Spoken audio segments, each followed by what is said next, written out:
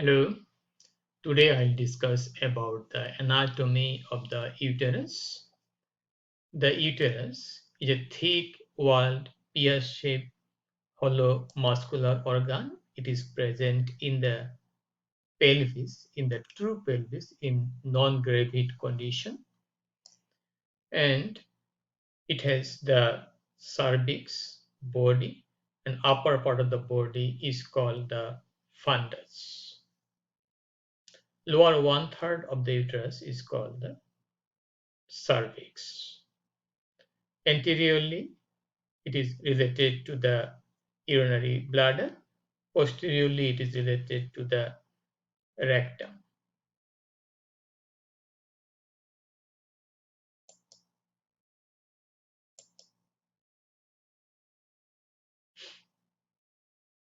The uterus is present in non-gravid condition in the true pelvis. True pelvis is the area below the pelvic brim here, but in case of full-term pregnancy, uterus may go under the diaphragm at the level of the xiphoid process of the sternum.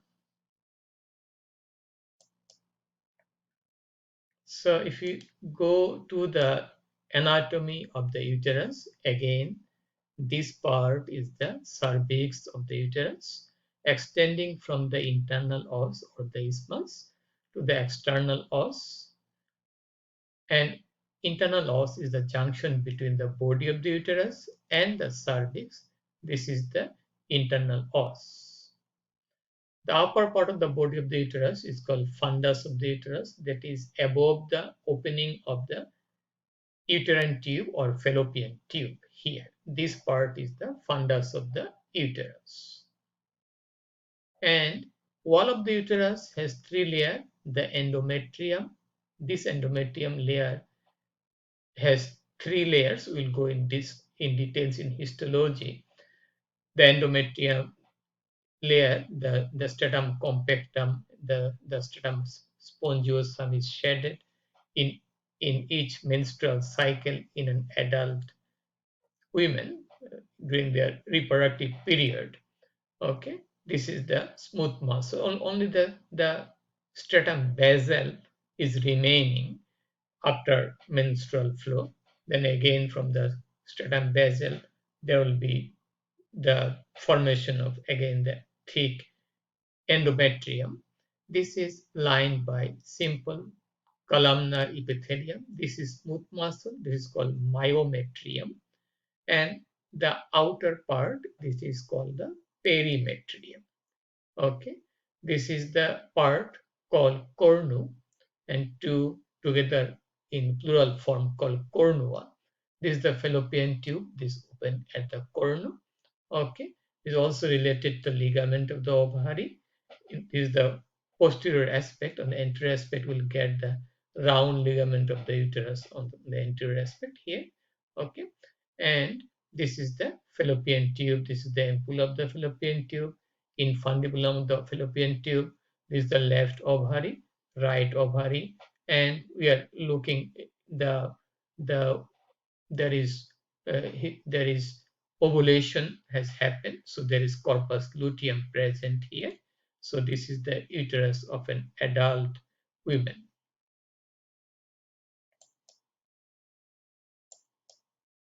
Okay, so the uterus is located in a angle between the uterus as a whole axis with that of the vagina.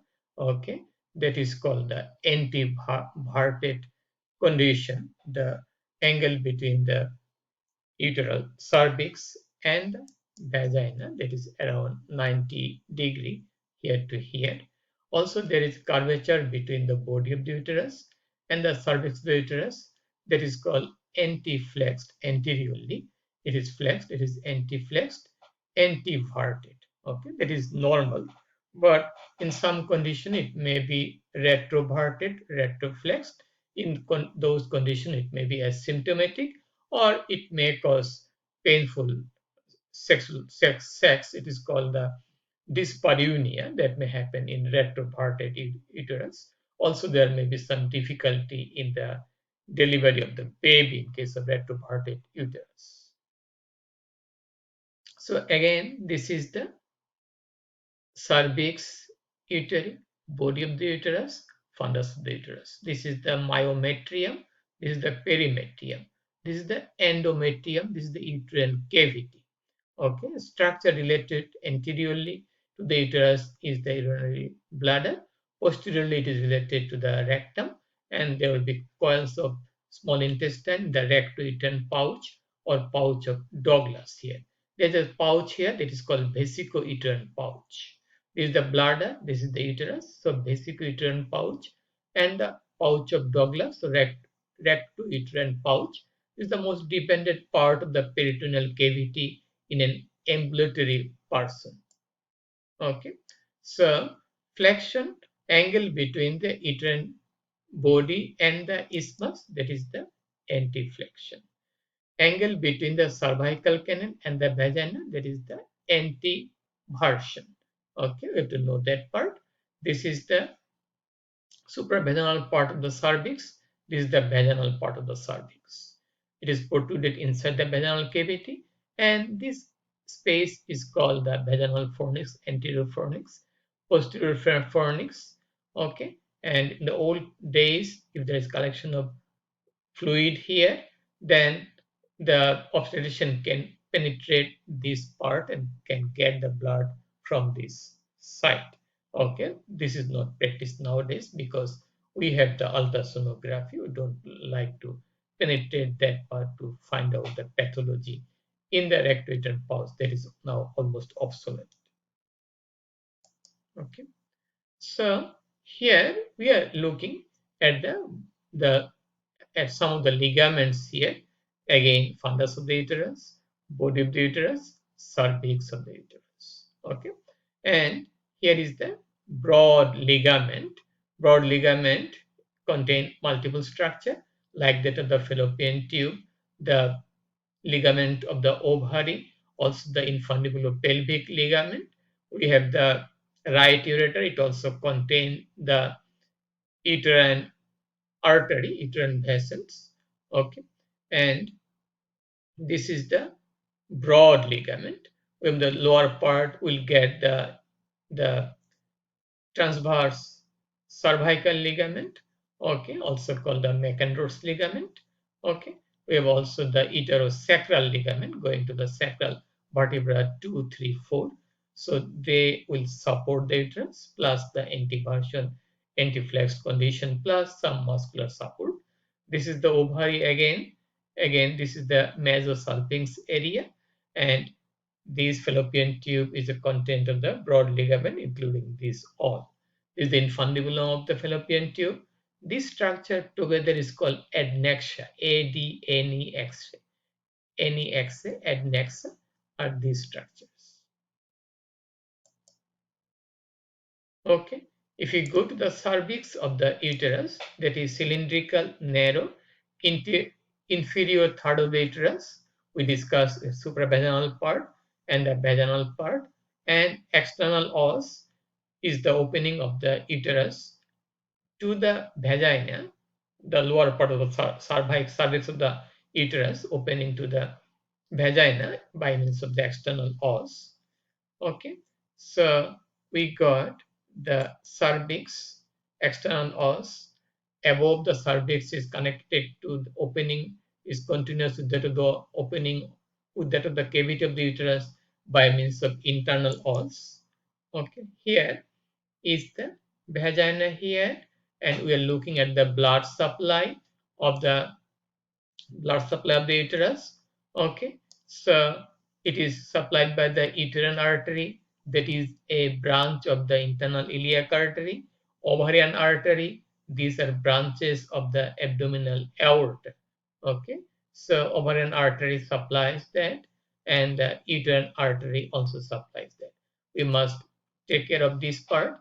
The uterine artery is crossing the ureter when the gynecologists do the hysterectomy surgery. Hysterectomy is the surgery where the uterus is taken out. Surgical taking out of the uterus is called hysterectomy. They always take care of this relationship, the ureter and the uterine artery. Okay, the uterine artery will anastomose with the ovarian artery, and the venous drainage will follow the arteries like that of the uterine vein, and the ovarian vein. Ovarian vein on the right side open into the inferior vena cava, left side it open into the left renal vein. Uterine vein is a tributary of the internal iliac vein. Okay, we got that. The blood supply of the uterus. Now we'll go to the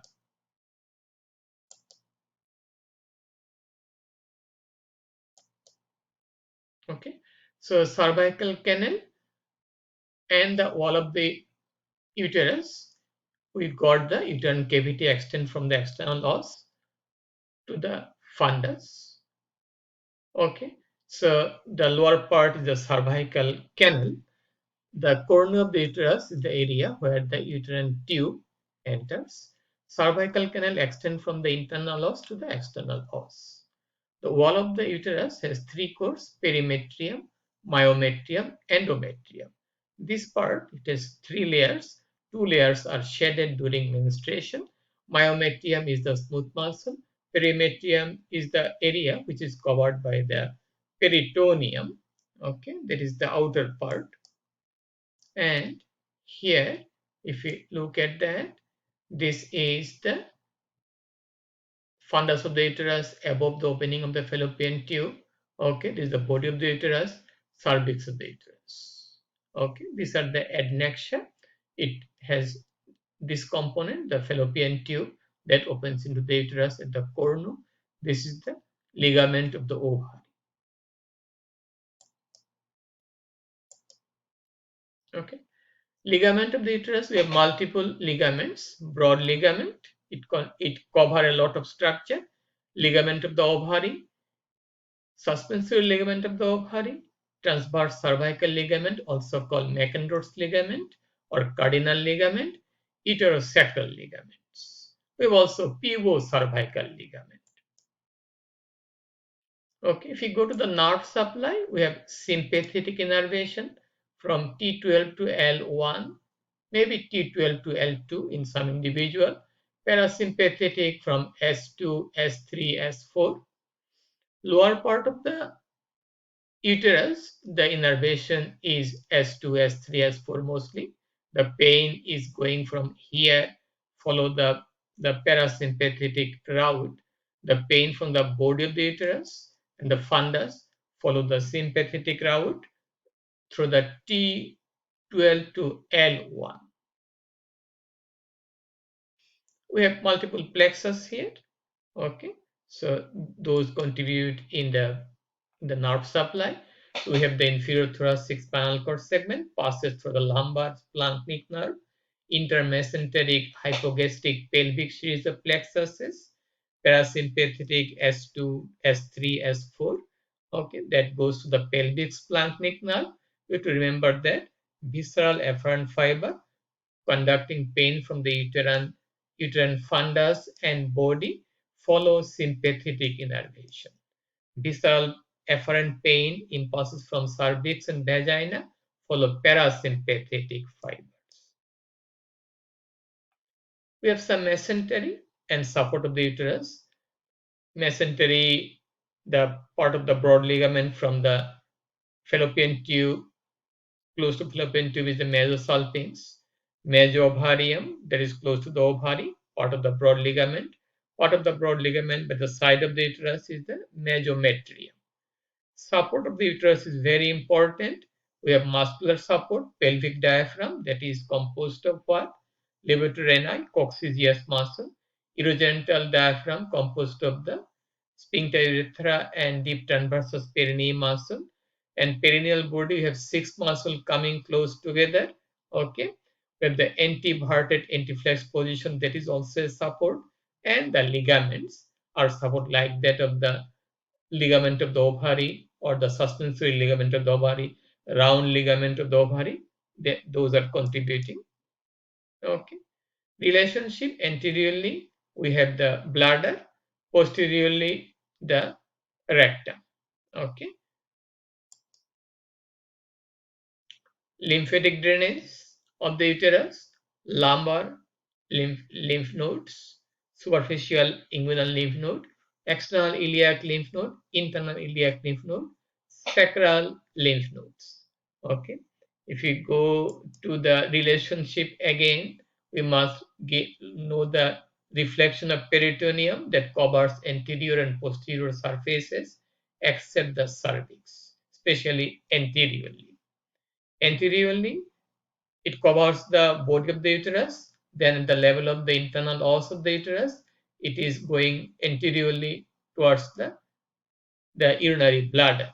Okay, so that will form the vesico-uterine pouch. Okay, posteriorly, it covers the entire posterior aspect of the uterus, covers the fornix area, and it goes to the rectum, forms the recto-uterine pouch. That is more deepened than that of the vesico-uterine pouch. Okay. And laterally, we must know that there is a relationship between the ureter and the uterine artery. That is very important for the gynecologist when they do the hysterectomy surgery. Okay, got the relationship. Now we got the lymphatic drainage. Now we have to know the references from Gray's Anatomy, Atlas of Anatomy, Gray's Anatomy. Again, this is the atlas. This is the textbook of Gray's Anatomy. So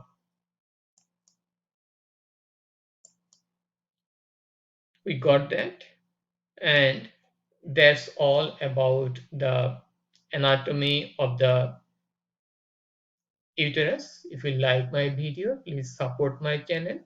Please subscribe me. If you have any question, please feel free to ask me, and have a nice day. Bye now.